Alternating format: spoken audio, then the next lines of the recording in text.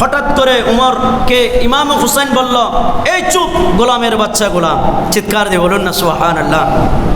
গোলামের বাচ্চা যখন গোলাম বলেছে, ফারুক আজমের সন্তান আব্দুল্লাহ ইবনে উমর দূর দিয়ে মসজিদে নববীতে, তখন ফারুক আজমের খেলাফত কাল ছিল, উমর ইবনুল খাত্তাব খেলাফতে ছিলেন, খলিফা ছিলেন।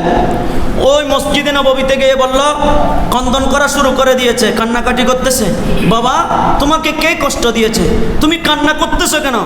তখন বললেন, আব্বা ইমামে হুসাইন আমাকে গোলামের বাচ্চা গোলাম বলেছে। বলেন না সুবহানাল্লাহ। ফারুক আজম হতভম্ব হয়ে গিয়েছে। ফারুক আজম বলে যে তাহলে, বলে যে এই বিচার আপনাকে করতে হবে।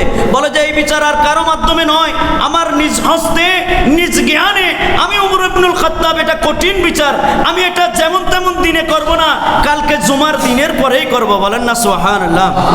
এই মসজিদে নববীর সাহাবায়ে কেরাম, তোমরা এলান করে দাও, মসজিদে নববীতে জুমার নামাজের পরে আব্দুল্লাহ ইবনে উমর এবং হুসাইনের বিচার আরম্ভ হবে। বলেন না সুবহানাল্লাহ। এখন সাহাবায়ে কেরাম সকল বলতেছে, হায় হায়, খলিফার সন্তান আব্দুল্লাহ ইবনে উমর, আর একদিকে হচ্ছে নামাসায়ে রাসূল, নবীজির কলিজার টিকারা লখতে জিগার ইমামে হুসাইন। বলেন না সুবহানাল্লাহ। ফারুক আজম তো এখন দ্বন্দ্বের মধ্যে পড়ে গিয়েছে, কিভাবে বিচার করবে।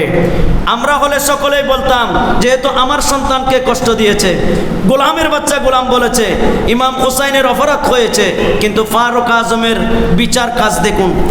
জুমার নামাজ আরম্ভ হলো, জুমার নামাজের পরে সকলে আসলেন, সকলে সাহাবায়ে কেরাম মসজিদে নববীতে ভরপুর। ফারুক আজম সকলকে উদ্দেশ্য করে বলতেছেন, মসজিদে নববীর সাহাবায়ে কেরাম, আপনারা সকলে বসুন, আজকে একটা বিচার করতে হবে। হুসাইন কোথায়? হুসাইন আসলো। হুজুর আপনি কেন দেখতেছেন? ডাকলেন কি হুজুর? বলেন না সুবহানাল্লাহ। হুসাইন ছোট বাচ্চা, কিন্তু ফারুক আজম কিভাবে সম্বোধন করতেছে আলে রাসূলকে। বলেন না সুবহানাল্লাহ। হুজুর ইমাম হুসাইন, আপনি আমার বাচ্চাকে কি বলেছেন? বলে যে গোলামের বাচ্চা গোলাম বলেছি। কেমনে বললেন? বলে যে আমার রসুল মালিক, আপনি ফারুক আজম কি গোলাম নয়? বলেন না সুবহানাল্লাহ।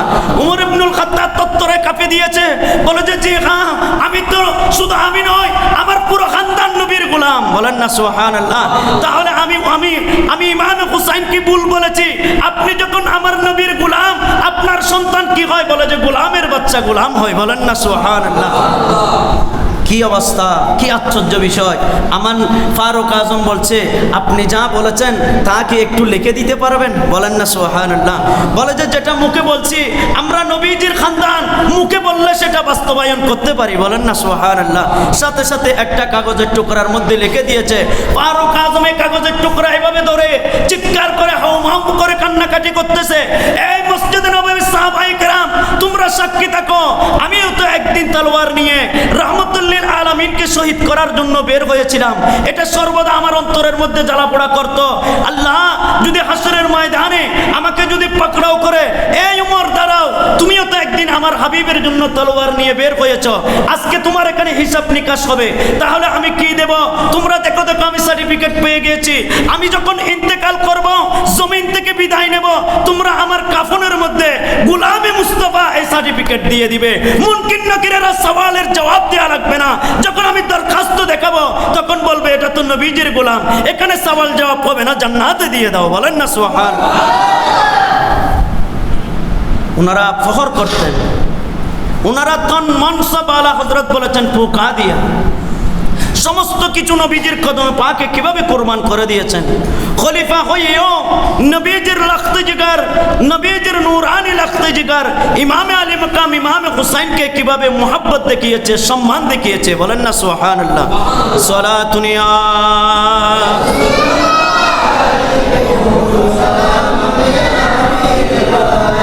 যে নবী আলে রসুলের ভালোবাসা আমাদের নিকট চেয়েছেন, ফারুক আজম কিভাবে সে ভালোবাসার প্রমাণ দিয়েছেন। বলেন না সুবহানাল্লাহ। এবার আসেন অনেক পরের ঘটনা। সৈয়দুত তায়েফ আজার উপাধি জুনাইদ বাগদাদি, বাগদাদ শরীফের গৌসে পাকের আরো মকাম, আরো অনেক আগের বলি। সৈয়দুত তায়েফ আজার উপাধি ছিল জুনাইদ বাগদাদি, অনেক বড় পালোয়ান কুস্তিগির ছিলেন। তখন ওনার সাথে ভয়ে কেউ কুস্তির মধ্যে জিততে পারতো না, কেউ লড়তো না। কিন্তু একদিন এলান হয়েছে, বাদশাহ অনেক মহাব্বত করতেন জুনাইদ বাগদাদকে, তখন এলান করেছে দরবার থেকে জুনাইদ বাগদাদির সাথে লড়াই করবে, কুস্তি ধরবে, কে আছো? দেখা যাচ্ছে কেউ আসতেছে না। তখন একটা নিয়ম ছিল, কুস্তি যে লড়বে আগে এসে তার নাম ঠিকানা লিখতে হবে। এখন জীর্ণ শীর্ণ এক পাতলা পুতলা শরীর একদম দুর্বল একজন লোক এসে নাম ঠিকানা লিখে গিয়েছে।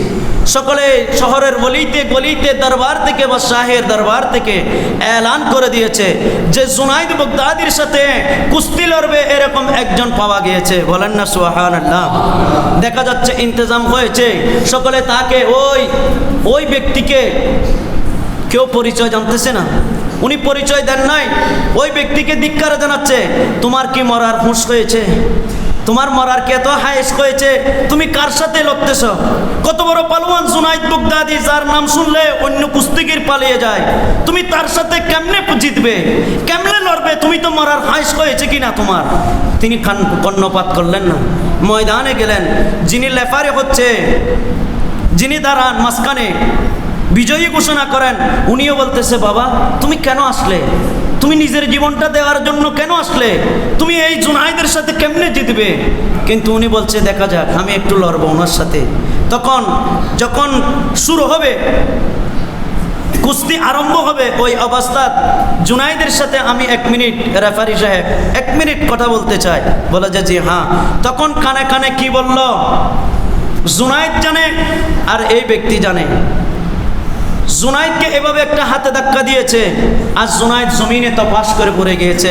ওনার বুকের উপর ওই পাতলা লোক বসে আছে।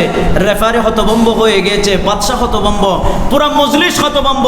এটা কিভাবে সম্ভব? জুনাইদ এটা কি করলো? এই ব্যক্তির কাছে কেমনে হারে গেল? এভাবে সকলে তুতু মারতেছে, ধিক্কার জানাচ্ছে। জুনাইদ বাগদাদিকে দরবার থেকে, বাদশাহের দরবার থেকে বের করে দেওয়া হয়েছে। জুনাইদ বাগদাদি পেরেশানি নিয়ে চলে গেলেন। যেতে যেতে যেতে গাছের গোড়ার মধ্যে আরাম করতেছে। যখন তন্দ্রা লেগে আসলো, খাবের মধ্যে রহমতুল্লিল আলামিন দিদার দিয়েছেন। বলেন না সুবহানাল্লাহ। এ জুনাইদ হতভম্ব হয়ে দাঁড়িয়েছে, হুজুর আপনি কে? বলে যে আমি রহমতুল্লিল আলামিন দয়াল নবীজি। বলেন না সুবহানাল্লাহ। জুনাইদ, যারকে জিতাতে গিয়ে, যার জন্য তুই আজকে অপমানিত, বাদশাহের দরবার থেকে বিতাড়িত, তুমি আমার বংশধরকে, আমার খানদানকে তুমি এমন ভালোবাসা, এমন মহাব্বত করতে গিয়ে পৃথিবীর জমিনে লজ্জিত লাঞ্ছিত হয়েছ। তোমার মাকাম আমি রাসূলুল্লাহ এমনভাবে বিশ্বের উপর তুলে ধরব, আর কেউ তোমাকে ধিক্কার নয়, সম্মান জানাতে বাধ্য। বলেন না সুবহানাল্লাহ। কারণ ওই যে পাতলা লোক যেটা ছিল, ওটা ছিল আমার রসুলের খানদান। বলেন না সুবহানাল্লাহ। আলে রসুলকে কিভাবে মহাব্বত করতে হয়, যুগে যুগে সাহাবায়ে কেরাম, আল্লাহর ওলিরা, তাহাবীগণ, সমস্ত মুমিনগণ পৃথিবীবাসীকে শিক্ষা দিয়ে গিয়েছেন। বলেন না সুবহানাল্লাহ। জুনাইদ বাগদাদি খুশি হয়ে গিয়েছেন। ইয়া রাসূলুল্লাহ, আপনি নবী খুশি থাকলে পৃথিবী আমাকে তো তোমারও, আপনি নবী রাজি থাকলে পৃথিবী আমাকে যা অপমান করুক, আমার কোনো অসুবিধা নেই। এটাই হচ্ছে নবীর মহাব্বত, এটা হচ্ছে আলে রসুলের মহাব্বতে নিজের আজিম হাস্তিকে সমস্ত কিছুকে কুরবান করে দেয়া। এবং আবার ওদিকে খাবে দিদার দিয়েছেন বাদশাকে। এ বাদশাহ শোন, খবরদার, আমার জুনাইদকে আর একটু করো কটু কথা বলবি না। জুনাইদের জন্য তোর পাশে একটা আসন অলঙ্কৃত কর, মেহমানদারির ব্যবস্থা কর। যখন বাদশাকে যখন রহমতুল্লিল আলামিন খাবে দিদার দিয়েছে, তখন বাদশা বলতেছে, হায় হায়, জুনাইদ এমন কি করলো যে নবী যে আমি গুনাহগারকে দিদার দিয়েছেন। বলেন না সুবহানাল্লাহ।